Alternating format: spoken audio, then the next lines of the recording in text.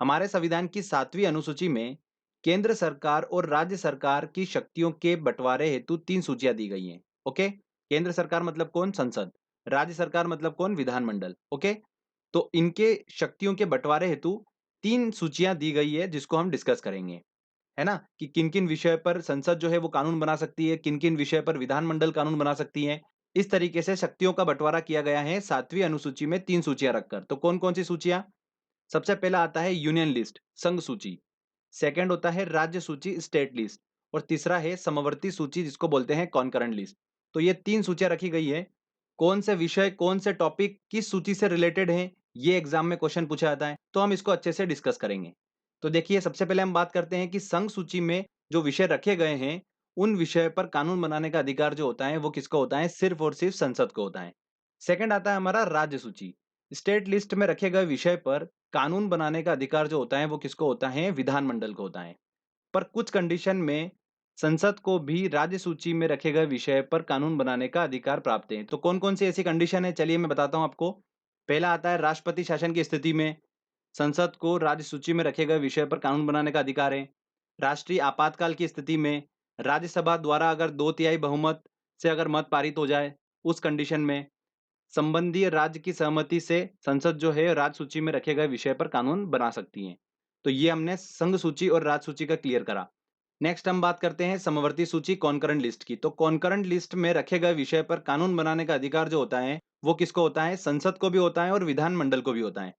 अगर दोनों उस पे कानून बनाएँगे और अगर विरोध की कंडीशन हो रही है, तो उस कंडीशन में संसद द्वारा बनाया गया कानून ही लागू किया जाएगा। ठीक है? ये बात क्लियर हुई आपको? अगर विरोध की कंडीशन हो रही है, दोनों के बीच में, राज्य और केंद्र के बीच में, तो उस कंडीशन में संसद को प्राथमिकता दी जाएगी। क्लियर?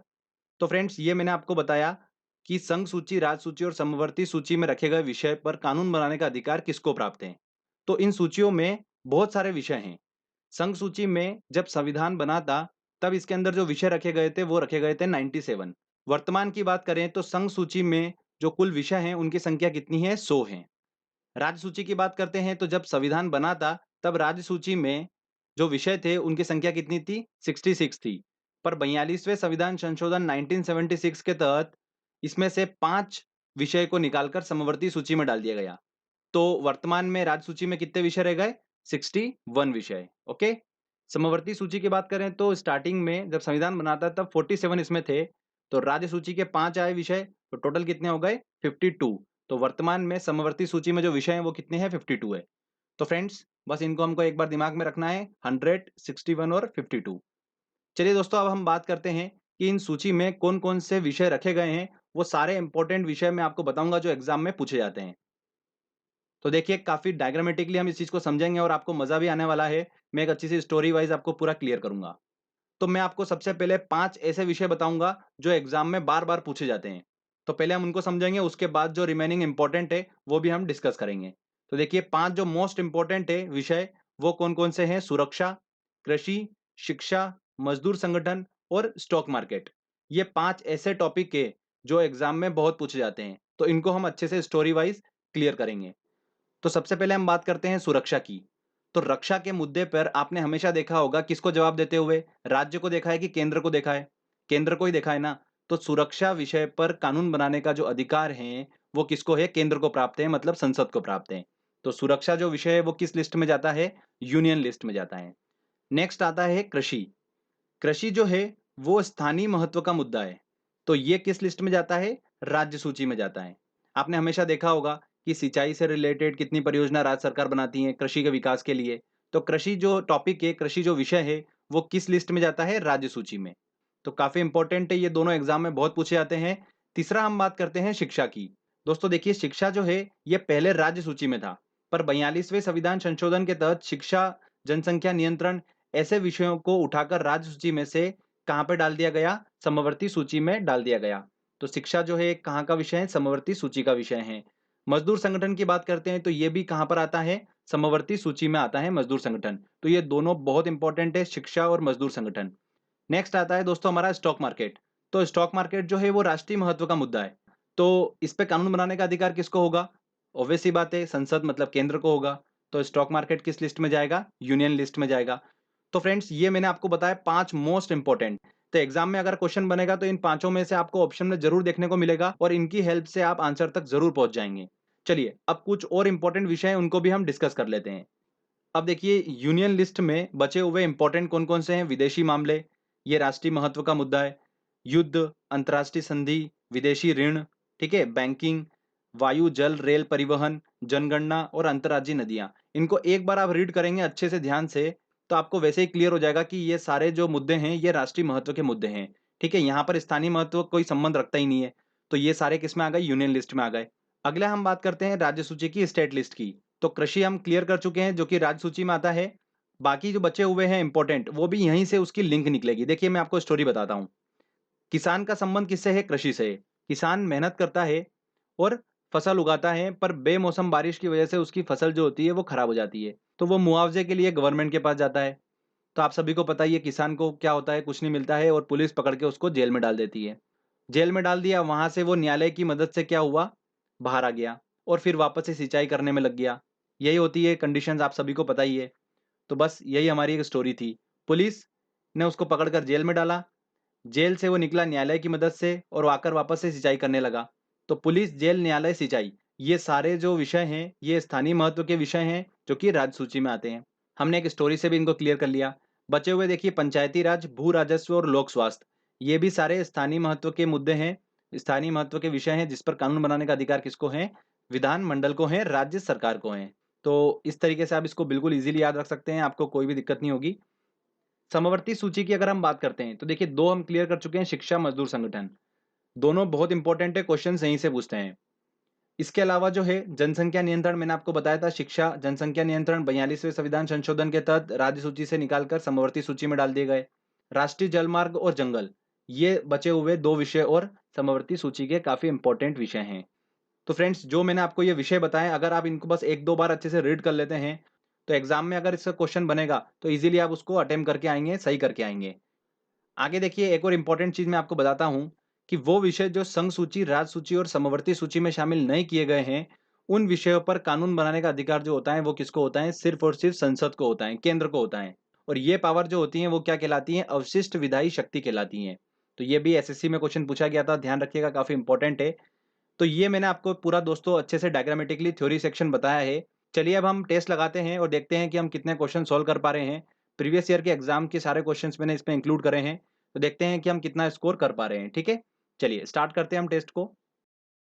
देखिए हमारा पहला क्वेश्चन है, पंचायती राज विषय हैं। पंचायती राज जो विषय हैं वो किस सूची से संबंधित है, राज्य सूची से संबंधित हैं। तो सी आंसर इसका बिल्कुल सही होगा। निम्नलिखित में कौन राज्य सूची में नहीं है, कृषि, कृषि का संबंध राज्य सूची से बिल्कुल है। जेल का भी संबंध है, सिंचाई का भी है। सुरक्षा का संबंध जो है वो संघ सूची से है, यूनियन लिस्ट से है। तो आंसर क्या होगा इसका, डी आंसर सही होगा। शिक्षा को किस संविधान संशोधन द्वारा राज्य सूची से हटाकर समवर्ती सूची में शामिल किया गया। तो कौन सा संविधान संशोधन, 42वें संविधान संशोधन के तहत राज्य सूची से हटाकर समवर्ती सूची में डाल दिया गया शिक्षा के विषय को। इस पे केंद्र सरकार और राज्य सरकार दोनों का अधिकार होता है कानून बनाने का। चलिए अगले क्वेश्चन की हम बात करते हैं। भारतीय संविधान के संबंध में निम्न में से कौन सा युग्म सुमेलित नहीं है। वन, समवर्ती सूची, स्टॉक एक्सचेंज समवर्ती सूची, गलत। स्टॉक एक्सचेंज मतलब स्टॉक मार्केट जो है वो यूनियन लिस्ट से संबंधित है, कॉन्करेंट लिस्ट से संबंधित नहीं है, समवर्ती सूची से संबंधित नहीं है। तो आंसर क्या होगा, बी आंसर इसका सही होगा, ये ऑप्शन गलत है। समवर्ती सूची में कौन सा विषय है, दिवालियापन, कृषि, भू राजस्व, श्रम कल्याण। तो श्रम कल्याण जो है ये समवर्ती सूची का विषय है। ठीक है, श्रम कल्याण, मजदूर संगठन, ये जो टॉपिक हैं ये सारे समवर्ती सूची में आते हैं। निम्न में से कौन सा विषय केंद्रीय सूची में नहीं है, मतलब यूनियन लिस्ट में नहीं है। जनगणना बिल्कुल है, बैंकिंग ये भी है, मजदूर संगठन, मजदूर संगठन नहीं है, मजदूर संगठन समवर्ती सूची का विषय है। तो आंसर क्या होगा, सी आंसर सही होगा। देखिए एसएससी 2012 का क्वेश्चन था ये। चलिए अगला क्वेश्चन हम लेते हैं। भारतीय संविधान के अंतर्गत अवशिष्ट अधिकारों का अर्थ है। अवशिष्ट अधिकारों का अर्थ मैंने आपको बताया था कि अधिकार जिनको केंद्रीय सूची, राज्य सूची और समवर्ती सूची में स्पष्ट रूप से शामिल नहीं किया गया है। तो वो अधिकार, तो क्या होगा आंसर इसका, डी आंसर इसका सही होगा। रेलवे भारत के संविधान में कौन सी लिस्ट में आता है? तो रेलवे परिवहन जो आता है वो आता है केंद्रीय सूची में। तो आंसर क्या होगा? B answer. निम्न में से कौन सा विषय राज्य सूची में सम्मिलित नहीं है? पुलिस, न्याय, जेल, शिक्षा। पुलिस बिल्कुल है, न्याय बिल्कुल है, जेल भी बिल्कुल है, शिक्षा जो है ये समवर्ती सूची का विषय है। तो आंसर क्या होगा? भारतीय संविधान की समवर्ती सूची की धारणा किस देश के संविधान से ली गई है? तो ये ध्यान रखिएगा कि समवर्ती सूची की धारणा है वो ऑस्ट्रेलिया के संविधान से ली गई है। तो आंसर इसका सी होगा। निम्न में से कौन सा विषय राज्य सूची के अंतर्गत नहीं आता है? कृषि बिल्कुल आता है, लोक स्वास्थ्य ये भी आता है, पंचायती राज ये भी राज्य सूची का विषय है, रक्षा ये संघ सूची का विषय है, यूनियन लिस्ट का विषय है। तो आंसर क्या होगा? डी आंसर सही होगा। निम्न में कौन सी मद समवर्ती सूची के अंतर्गत आती हैं? तो फ्रेंड्स देखिए, अंतर्राज्यीय नदियां, मजदूर संघ, बिल्कुल मजदूर संघ जो है वो समवर्ती सूची के अंतर्गत आती है, हमने इसको क्लियर कर रखा है। ओके, चलिए अगला क्वेश्चन हम लेते हैं। संघीय संसद राज्य सूची के विषय पर भी कानून बना सकती है। बिल्कुल बना सकती है, वो सारे टॉपिक्स मैंने आपको बताए थे। अंतर्राष्ट्रीय समझौते को प्रभावी बनाने हेतु संबंधी राज्य की सहमति से राज्य में राष्ट्रपति शासन लागू रहने की अवस्था में राष्ट्रीय हित में जब राज्यसभा 2/3 बहुमत से इस हेतु प्रस्ताव पारित करे। तो ये चारों जो ऑप्शन है बिल्कुल सही है। इन चारों कंडीशंस में संघीय संसद जो है वो राज्य सूची के विषय पर कानून बना सकती है। तो आंसर इसका डी सही होगा। संघ सूची, राज्य सूची और समवर्ती सूची में सभी विधायी मुद्दे शामिल हैं। फिर भी कोई ऐसी मद हो सकती हैं जिसका उल्लेख किसी में भी न हो। उस मद पर कानून कौन बनाएगा? तो उस मद पर कानून बनाने का अधिकार सिर्फ और सिर्फ केवल संसद को है। तो आंसर इसका ए बिल्कुल सही होगा। चलिए अगला क्वेश्चन लेते हैं हम। निम्न में से कौन से विषय हमारे संविधान की समवर्ती सूची में शामिल नहीं है?